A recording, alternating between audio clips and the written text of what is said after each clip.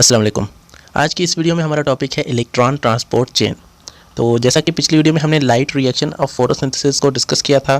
Photosynthesis में हमारे दो प्रोसेस होते हैं, एक होता है लाइट रिएक्शन और दूसरा होता है डार्क रिएक्शन या फिर लाइट इंडिपेंडेंट रिएक्शन।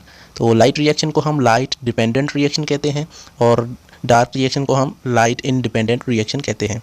तो लाइट रिएक्शन में हमारे पास जो होता है वो होता है इलेक्ट्रॉन ट्रांसपोर्ट चेन। तो लाइट रिएक्शन में जो इलेक्ट्रॉन ट्रांसपोर्ट चेन है वो आज हमारा टॉपिक है, इसमें डिस्कस करेंगे हम। So let's start. तो सबसे पहले जैसा कि आपको पता है कि जो लाइट रिएक्शन है उसमें हमारे पास 4 कॉम्प्लेक्सेस आ जाते हैं, और जैसे कि फोटो सिस्टम 1 है और फोटो सिस्टम 2 हो गया, और उसके बाद साइटोक्रोम और एटीपेज कॉम्प्लेक्स जो हमने कल डिस्कस किया था। तो 4 कॉम्प्लेक्स होते हैं और 3 हमारे पास इलेक्ट्रॉन कैरियर आ जाते हैं, जिसे प्लास्टोक्वाइनिन, प्लास्टोसाइनिन और फेरिडोक्सिन कहते हैं। तो इसे स्टार्ट करते हैं। ये सभी मिलकर एक चेन बनाते हैं और जहाँ से इलेक्ट्रॉन जो है वो हमारा एक जगह से दूसरी जगह तक ट्रांसफ़र करता है और उसे हम चेन कहते हैं, और वो कहलाती है इलेक्ट्रॉन ट्रांसपोर्ट चेन। तो light reaction of photosynthesis start from reaction centre of photo system 2। तो लाइट रिएक्शन जो है वो हमारा फोटो सिस्टम 2 के रिएक्शन सेंटर से स्टार्ट होता है। सबसे पहले इसे पिक्चर से समझते हैं और उसके बाद हम ये स्टडी करेंगे तो हमें ज़्यादा समझ में आएगा। तो आपके बुक में ये पिक्चर एक मौजूद है, बहुत ही अच्छी पिक्चर बनाई गई है, और पिछला जो बुक था उसमें इतनी वाज़ेह और इतनी अच्छी पिक्चर मौजूद नहीं थी। तो इसको हम समझते हैं। सबसे पहले आप देखें कि फोटो सिस्टम, ये जो इलेक्ट्रॉन ट्रांसपोर्ट चेन है ये स्टार्ट हो रही है यहाँ से, जिसे हम कहते हैं फोटो सिस्टम 2। तो ये आप देख सकते हैं ये क्या है, फोटो सिस्टम 2 है, और यहाँ से इलेक्ट्रॉन ट्रांसपोर्ट चेन स्टार्ट हो रही है। तो सबसे पहले होता क्या है, फोटो सिस्टम 2 में हमें पता है कि क्लोरोफिल के मॉलिक्यूल्स मौजूद होते हैं, और यहाँ पर बीच में एक रिएक्शन सेंटर होता है जहाँ पर P680 लिखा हुआ है, यहाँ पर रिएक्शन सेंटर होता है। तो सबसे पहले जो क्लोरोफिल के मॉलिक्यूल्स हैं वो सनलाइट को गेन करेंगे, सनलाइट लेंगे, और उसके बाद यहाँ से सनलाइट जो है वो ट्रांसफ़र होगी। सनलाइट ट्रांसफ़र होगी तो यहाँ पर जब तक वो रिएक्शन सेंटर पर पहुँचेगी तो वहाँ पर जो मौजूद होंगे क्लोरोफिल वो इसको एब्जॉर्ब करेंगे, और एब्जॉर्ब करेंगे तो वहाँ पर एनर्जी जो है वो क्लोरोफिल के अंदर जाएगी, और जैसे ही एनर्जी क्लोरोफिल के अंदर जाएगी तो वहाँ पर क्लोरोफिल के अंदर जो इलेक्ट्रॉन मौजूद हैं वो एक्साइट हो जाएंगे। एनर्जी मिलने की वजह से वो एक्साइटेड हो जाएंगे और वो मूव करना शुरू कर देंगे। तो एक्साइटेड इलेक्ट्रॉन जैसे ही यहाँ से मूव करते हैं तो वहाँ पर वो जाते हैं एक इलेक्ट्रॉन, प्राइमरी इलेक्ट्रॉन एक्सेप्टर के पास, और उसका नाम है फियोफाइटिन। तो फियोफाइटिन एक प्राइमरी इलेक्ट्रॉन एक्सेप्टर होता है जो इलेक्ट्रॉन को एक्साइट होते ही उनको कैचअप कर लेता है, उनको ले लेता है। तो सबसे पहले इलेक्ट्रॉन जैसे ही यहाँ से जाएंगे तो प्राइमरी इलेक्ट्रॉन एक्सेप्टर उनको ले लेगा, और उसके बाद वो वहाँ से वो इलेक्ट्रॉन को ट्रांसफ़र करना शुरू कर देगा। तो यहाँ से देखें कि यहाँ पर हमारे पास 2 स्पेशल क्वाइनिन्स हैं। ये क्या हैं, प्लास्टोक्वाइनिन्स हैं। तो प्लास्टोक्वाइनिन यहाँ पर 2 मौजूद हैं, लेकिन बुक में हमें सिर्फ लिखा हुआ है कि यहाँ पर एक प्लास्टोक्वाइनिन का मॉलिक्यूल होता है। तो ये हमारे पास एक प्लास्टोक्वाइनिन का मॉलिक्यूल आप समझ लें, और ये इसके जो 2 छोटे से पार्ट भी समझ लें। तो प्लास्टोक्वाइनिन पूल यहाँ पर मौजूद है, और उसके बाद ये इनके पास जो इलेक्ट्रॉन जाता है ये इलेक्ट्रॉन यहाँ पर आएगा, और उसके बाद ये इलेक्ट्रॉन जाएगा साइटोक्रोम, जिसे हमने पढ़ा था पहले। साइटोक्रोम एक आयरन सल्फर प्रोटीन, और ये मिलकर एक साइटोक्रोम बनाते हैं। ये एक प्रोटीन का कॉम्प्लेक्स होता है। तो इसके अंदर इलेक्ट्रॉन जाएगा और यहाँ पर इलेक्ट्रॉन आ जाएगा। उसके बाद यहाँ पर जो रिएक्शन है वो थोड़ा सा स्लो हो जाएगा, और यहाँ से इलेक्ट्रॉन आहिस्ता आहिस्ता करके प्लास्टोसाइनिन, जो एक और हमारे पास इलेक्ट्रॉन जो कैरियर है ये है, और प्लास्टोक्वाइनिन के पास यहाँ पर इलेक्ट्रॉन आएगा, और यहाँ से इलेक्ट्रॉन फिर चला जाएगा फोटो सिस्टम 1 के अंदर। तो यहाँ पर देखें कि हमारे पास इलेक्ट्रॉन यहाँ से फोटो सिस्टम 2 से निकला है, 2 इलेक्ट्रॉन निकले हैं यहाँ से, और यहाँ से होते हुए पहला जो हमारा इलेक्ट्रॉन कैरियर है वो है फियोफाइटिन, और उसके बाद ये प्लास्टोक्वाइनिन के पास आते हैं। उसके बाद साइटोक्रोम कॉम्प्लेक्स, ये लिखा हुआ है, साइटोक्रोम कॉम्प्लेक्स के पास जाते हैं, और उसके बाद जो आते हैं ये प्लास्टोसाइनिन के पास, और उसके बाद ये यहाँ पर फोटो सिस्टम 1 के अंदर आ जाते हैं। तो 2 किस्म के फोटो सिस्टम यहाँ पर मौजूद हैं। ये हमने पहले पढ़े थे कि फोटो सिस्टम हैं क्या। ये एक्चुअली क्लोरोफिल के बने हुए यहाँ पर कॉम्प्लेक्स हैं, जिसके अंदर बहुत सारे क्लोरोफिल के मॉलिक्यूल मौजूद होते हैं, और एक अदद रिएक्शन सेंटर होता है जो इनमें रिएक्शन, जहाँ से इलेक्ट्रॉन जो हैं वो ऊपर होते हैं। तो यहाँ पर जैसे कि यहाँ पर एक हमें पता है कि यहाँ से जो इलेक्ट्रॉन यहाँ से निकले हैं तो यहाँ पर इलेक्ट्रॉन की कमी हो जाएगी। तो फोटो सिस्टम 2 में 2 इलेक्ट्रॉन की यहाँ पर कमी हो जाती है। तो जैसे ही इलेक्ट्रॉन की कमी होगी तो यहाँ पर इनको इलेक्ट्रॉन चाहिए अपनी कमी पूरी करने के लिए, तो ये इलेक्ट्रॉन हमारे पास आएंगे वाटर से। तो ये सारा रिएक्शन जैसे कि थैलाकॉइड में हो रहा होता है, थैलाकॉइड मेम्ब्रेन के अंदर होता है। तो थैलाकॉइड के ल्यूमेन में वहाँ पर वाटर मौजूद होता है और वाटर जो है वो वहाँ पर ब्रेक डाउन होता है और वाटर जैसे ही टूटता है वाटर की लाइसिस होती है। तो वाटर के अंदर हमें मिलते हैं यहाँ से 4 इलेक्ट्रॉन मिलते हैं। 2 वाटर के मॉलिक्यूल होते हैं तो यहाँ पर 4 इलेक्ट्रॉन मिलते हैं और 4 यहाँ से हमें प्रोटॉन मिल जाते हैं। और उसके बाद ये यहाँ पर जो 4 इलेक्ट्रॉन आते हैं वो यहाँ पर 2 इलेक्ट्रॉन यहाँ पर आ जाते हैं और इनकी जो कमी है उसको पूरा करते हैं और इनकी डेफिशिएंसी यहाँ से ख़त्म हो जाती है। इनके अंदर फिर से इनके इलेक्ट्रॉन मिल जाते हैं और फिर से ऐसे ही लाइट इन पर पड़ेगी तो फिर से ये इलेक्ट्रॉन चले जाएंगे और चेन में आ जाएंगे, इसमें इलेक्ट्रॉन ट्रांसपोर्ट चेन में आ जाएंगे। तो उसके बाद फिर से यहाँ पर डिफिशिएंसी होगी तो फिर से वाटर ने मॉलिक्यूल इलेक्ट्रॉन दे देगा, फिर से ये इलेक्ट्रॉन जाएंगे, तो ऐसे ही ये चेन बार बार चलती रहेगी। तो हम कहाँ पर थे, यहाँ पर हम फोटो सिस्टम 1 में इलेक्ट्रॉन पहुँचे हैं। तो जैसा कि हमें पता है ये लाइट जो है ये इन पर भी पड़ रही है, तो इन पर भी लाइट पड़ रही है, तो इन पर भी जो इलेक्ट्रॉन हैं वो यहाँ से भी चलते होंगे, यहाँ से भी इलेक्ट्रॉन जो हैं वो जा रहे हैं और यहाँ से इलेक्ट्रॉन जैसे ही ऊपर पहुँच रहे हैं तो यहाँ पर क्या हो रहा है, यहाँ पर हमारे पास मौजूद है इलेक्ट्रॉन कैरियर जो फियोफाइटिन है वो फिर से यहाँ पर एक मौजूद है और उसके बाद एक्साइटेड क्लोरोफिल मॉलिक्यूल्स जो हैं वो यहाँ पर आ गए हैं। उसके बाद इनमें जो इलेक्ट्रॉन निकलते हैं वो यहाँ पर जाएंगे फेरिडॉक्सिन के पास। फेरिडॉक्सिन एक सल्फ़र आयरन का बना हुआ प्रोटीन है, तो ये भी एक इलेक्ट्रॉन कैरियर है, ये यहाँ से इधर जाएंगे।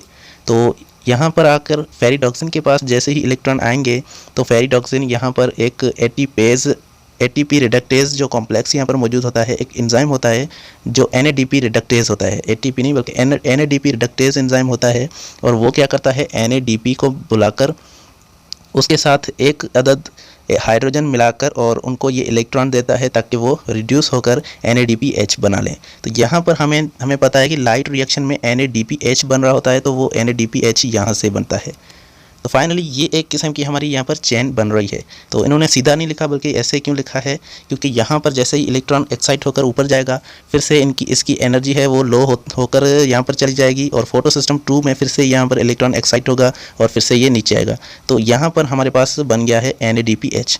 तो फोटो सिस्टम 2 में हमें जो फोटो सिस्टम है लाइट डिपेंडेंट रिएक्शन जो है उसमें हमें 2 चीज़ें मिलती हैं, एक होता है NADPH और एक होता है ATP। तो यहाँ पर पूरे प्रोसेस में ATP तो कहीं बना नहीं है, तो बीच में एक ऐसा प्रोसेस हुआ है जिसमें ATP बनता है। तो साइटोक्रोम पर जैसे ही इलेक्ट्रॉन यहाँ से आकर साइटोक्रोम के पास पहुँचता है तो यहाँ पर क्या होता है, साइटोक्रोम उसे यूज़ कर लेता है एक और प्रोसेस के लिए। तो ये आगे हम पढ़ेंगे और इसमें क्या होता है। और यहाँ पर ATP यहाँ से कुछ प्रोसेस होता है जहाँ से ATP बन रही होती है। तो ये प्रोसेस कैसे होता है ये आगे हम फास्फोराइलेशन के प्रोसेस में पढ़ेंगे। तो अभी के लिए चलते हैं, हमारे इलेक्ट्रॉन ट्रांसपोर्ट चेन को स्टडी कर लेते हैं थोड़ा सा।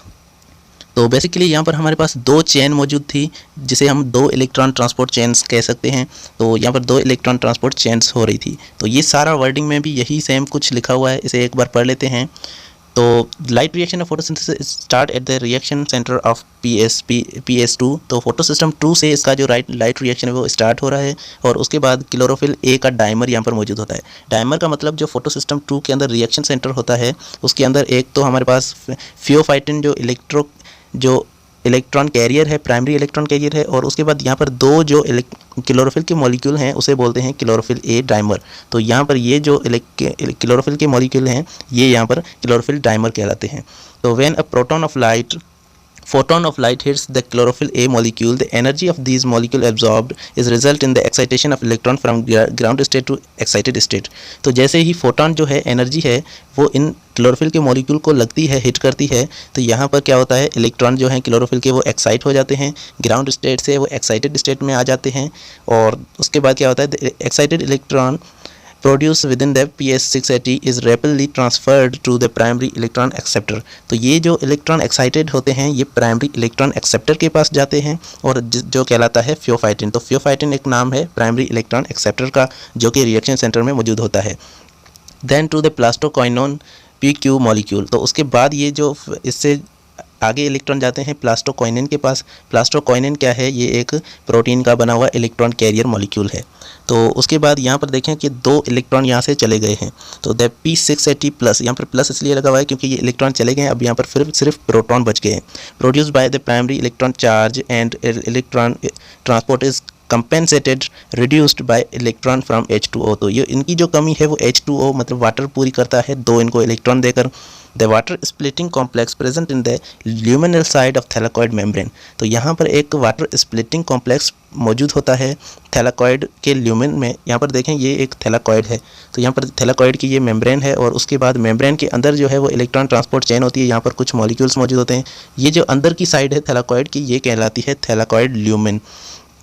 तो ल्यूमिन के अंदर, यहाँ पर ल्यूमिन साइड है थैलाकॉइड की, उसके अंदर वाटर मौजूद होता है और वहाँ पर वाटर स्प्लिटिंग कॉम्प्लेक्स भी मौजूद होता है जो कि मैग्नीज के क्लस्टर का बना हुआ होता है।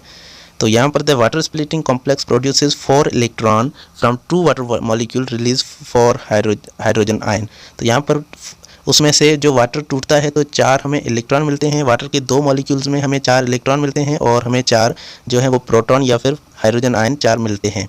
तो 1 oxygen molecule into the lumen. उसके बाद यहाँ पर हमें ऑक्सीजन का भी एक मॉलिक्यूल मिल रहा होता है, वो ल्यूमिन में वहाँ पर स्टोर होता है। उसके बाद हमें जो इन्वायरमेंट में जो ऑक्सीजन मिलती है वो ये होता है ऑक्सीजन का मॉलिक्यूल, जो हमें यहाँ से हासिल हो रहा है वाटर से। तो हम जो सांस ले रहे हैं वो ऑक्सीजन का मॉलिक्यूल वाटर से ही आता है। The excited electron transfer to the primary electron acceptor to plastoquinone the PQ molecule accept 2 electron and take up the proton from the stroma. तो यहाँ पर देखें कि फिर उसके बाद प्लास्टोकॉइनिन के पास जैसे ही इलेक्ट्रॉन जाते हैं, प्राइमरी इलेक्ट्रॉन एक्सेप्टर जो है वो प्लास्टोकॉइनिन को देता है मॉलिक्यूल्स, जो इलेक्ट्रॉन्स हैं वो, which accept 2 electrons and takes up 2 proton from the stroma. It carrier electron from the PS2 complex. उसके बाद ये जो इलेक्ट्रॉन हैं ये हमारे पास जाते हैं साइट्रो BF कॉम्प्लेक्स। तो यहाँ पर जो साइट्रो BF कॉम्प्लेक्स का मतलब क्या है, यहाँ पर मतलब है जो हमारे पास साइटोक्रोम का मॉलिक्यूल होता है, BF उसे कहते हैं। तो साइटोक्रोम BF एक कॉम्प्लेक्स है जो यहाँ पर प्रेजेंट होता है और यही हमारे पास जो ATP बनवा रहा होता है। तो इसी की वजह से हमारी ATP बन पाती है। उसके बाद this is thought to be the rate of, यहाँ पर क्या है, रेट हमारा जो होता है वो कम हो जाता है।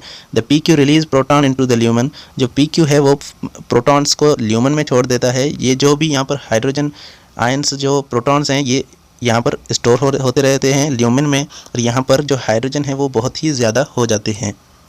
Finally, the electron transfer to plastocyanin PC is reduced, which is situated in the lumen। तो यहाँ पर फाइनली उसके बाद जो इलेक्ट्रॉन है वो प्लास्टोसाइनिन के पास जाता है। उसके बाद plastocyanin act as a electron donor to PS1। तो फोटो सिस्टम 1 को जो मॉलिक्यूल्स इलेक्ट्रॉन दे रहा होता है उसका नाम है प्लास्टोसाइनिन। तो यहाँ पर आप देखें कि प्लास्टोसाइनिन जो है वही प्लास्टोसाइनिन जो है वो फोटो सिस्टम 1 को इलेक्ट्रॉन दे रहा है। तो प्लास्टोसाइनिन जो है वो इलेक्ट्रॉन देता है फोटो सिस्टम 1 को। The primary electron acceptor of photosystem 1 passes the photo excited electron to second transport chain. तो यहाँ पर जो फोटो सिस्टम 2 का जो प्राइमरी इलेक्ट्रॉन एक्सेप्टर होता है वो इलेक्ट्रॉन को लेकर एक और चेन स्टार्ट करता है और वहाँ से जो है वो फेरिडॉक्सिन के पास मॉलिक्यूल जाता है। तो यहाँ से देखें कि नीचे फेरिडॉक्सिन के पास यहाँ पर जा रहा है इलेक्ट्रॉन, फेरिडॉक्सिन मॉलिक्यूल के पास जा रहा है। एंड इलेक्ट्रॉन कंटेनिंग प्रोटीन, तो यहाँ पर आयरन कंटेनिंग, यहाँ पर ये ऐसा फेरिडॉक्सिन एक ऐसा प्रोटीन है जिसके अंदर आयरन मौजूद होता है। And enzyme called ATP reductase, यहाँ पर एक एंजाइम मौजूद होता है जिसे हम ATP रिडक्टेज कहते हैं और ये ATP NADP को रिड्यूस करता है। ATP नहीं बल्कि NADP को रिड्यूस करता है। Then transfer the electron from FD to NADP। तो यहाँ पर FD का मतलब है फेरिडॉक्सिन। उसके बाद यहाँ पर this NADP with 2 electron receive proton from the stroma and reduce to NADPH2। तो यहाँ पर क्या हो रहा है, यहाँ पर जैसे ही फेरिडॉक्सिन के पास जो इलेक्ट्रॉन आते हैं तो फेरिडॉक्सिन क्या करता है, NADP रिडक्टेज को बुलाता है और NADP रिडक्टेज को जैसे ही इलेक्ट्रॉन मिलते हैं वो NADP को बुलाता है और NADP जो इलेक्ट्रॉन लेकर 2 इलेक्ट्रॉन हैं वो लेकर और कुछ प्रोटॉन्स मतलब हाइड्रोजन आयंस कुछ लेता है स्ट्रोमा से और फिर बना देता है उसमें से NADPH2 जो कि इसका बाय प्रोडक्ट है हमारे लाइट रिएक्शन का। which stores high energy, इसके अंदर बहुत सारी एनर्जी होती है। which will provide reducing power, ये reducing power प्रोवाइड करती है for the synthesis of sugar during light dependent reaction। तो उसके बाद शुगर को बनाने के लिए जो NADPH है वो यूज़ हो रहा होता है लाइट इंडिपेंडेंट रिएक्शन में। तो लाइट इंडिपेंडेंट रिएक्शन जो डार्क रिएक्शन होता है जो इसके बाद हो रहा होता है उसमें हमारा NADPH2 है वो काम कर रहा होता है शुगर को बनाने का काम। तो शुगर को बनाने का काम NADPH2 की मदद से हो पाता है। तो यहाँ हमने देखा कि हमारे पास 2 चेन्स हो रही हैं। एक चेन हमारी स्टार्ट हो रही है फोटो सिस्टम 2 से और यहाँ पर इलेक्ट्रॉन जाकर प्लास्टोसाइनिन के साइनिन तक जाता है, दूसरा यहाँ से दूसरी चेन स्टार्ट हो रही है और यहाँ पर हमारा NADPH बन रहा है। तो अगली वीडियो में हम इसका दूसरा जो प्रोसेस है फॉर्मेशन ऑफ ATP, तो ATP यहाँ पर इस प्रोसेस में कैसे बन रहा है, साइटोक्रोम की मदद से ATP कैसे बन रहा है, वो अगली वीडियो में पढ़ेंगे। So thank you so much.